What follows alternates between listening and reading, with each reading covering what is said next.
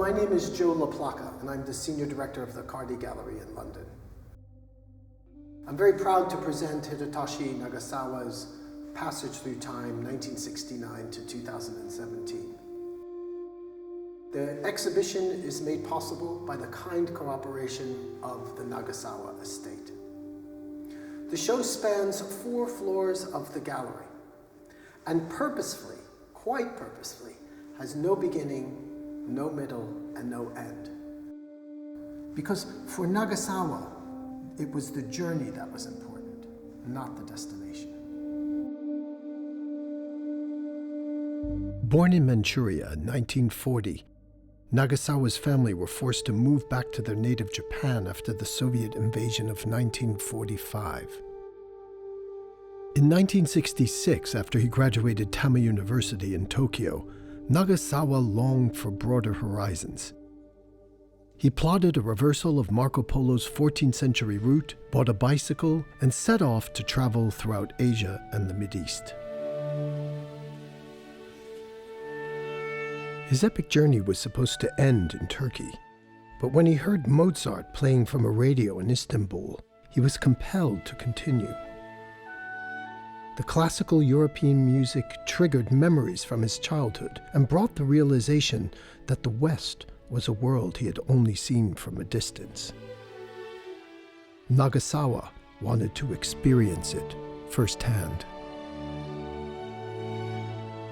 From Turkey, Nagasawa traveled to the seat of Western culture. He went throughout Greece and eventually made his way to Italy.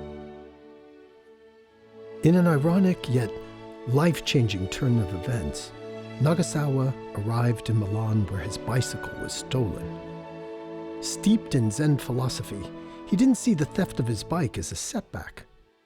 He decided to accept his plight and remain in Milan. There, he met many of the members of the Arte Povera movement and would stay until he passed away in 2018.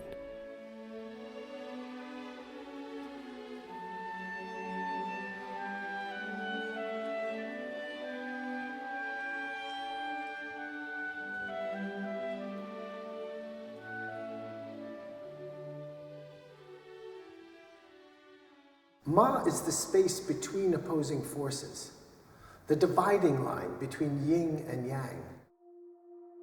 A liminal space, a moment in existence where everything and nothing coexist. And key to understanding the concept of Ma is the Buddhist notion of emptiness. Here, emptiness is not a void as it is in Western thought. It is the ultimate realization of the formlessness of reality. All things are connected. A piece of paper is not just an object. It's the trees that were cut to make it. It's the water that made the trees grow, the rain cloud that gave the water, and the sun that caused the vapor to rise. This distinctionless state of meditative consciousness leads us to see the fallacy of fixed concepts, such as a piece of paper. All things are interdependent, infinite, interminable, empty.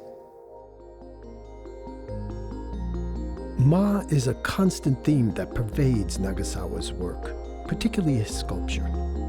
He makes ingenious use of opposing gravitational forces, looking for that center of gravity in steel and stone where everything converges and levitates. It's the contact tension that keeps these works together, suspended on the knife's edge of perfect balance.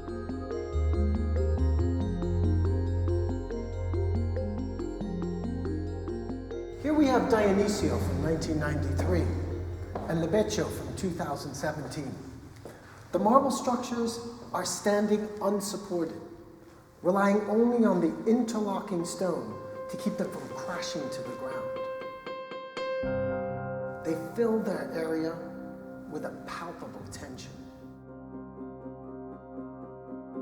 We see the same effect in Il Compasso de Achermidi from 1991 and the title piece of the exhibition, Il Varco nel Tempo, from 1993. Both these massive sculptures, weighing hundreds of pounds each, stand in perfect equilibrium. Yet when we look at them, we're compelled to anxiously hold our breath. What is the thin line between the sculpture standing or falling to the ground? Here, the Ma is emotional as well. The gravitational equilibrium that produced the marvel of weightlessness and the precarious composition, now in perfect harmony.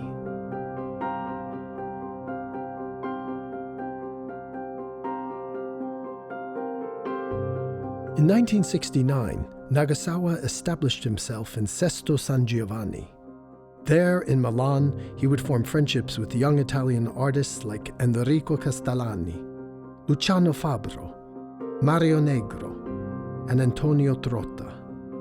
A few of them, such as Fabro, would go on to become prominent exponents for it. Arte Povera developed in northern Italy in the late 1960s. These artworks didn't call for a consistent style or signature. Instead, they used common materials and challenged the way artists engage with the creative process. Nagasawa was highly influenced by Arte Povera. In the Pulverized series of 1969, he takes everyday objects, exploits their materiality, and presents them in different states of being. There is the original object, a photograph of it, and the jar filled with its pulverized version. The subject is simultaneously past, present, and frozen in time. Firma, from 1970, can be thought of as a metaphor for Nagasawa's entire production. East meets West. Here we see the artist's name in Latin letters, but painted in the style of Japanese calligraphy with traditional black ink and brush. The signature is now presented as a painting. Nagasawa believed that art should be a direct and sensory experience, never wholly intellectual or psychological.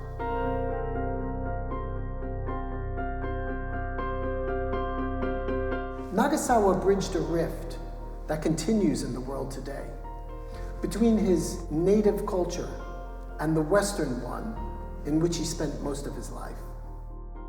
This profound achievement, this bridging of Eastern and Western thought, is one of his greatest acts of humanity. So we at Cardi Gallery invite you to leave logic and rationality at the door and to step in to the world that is Hidetoshi Nagasawa.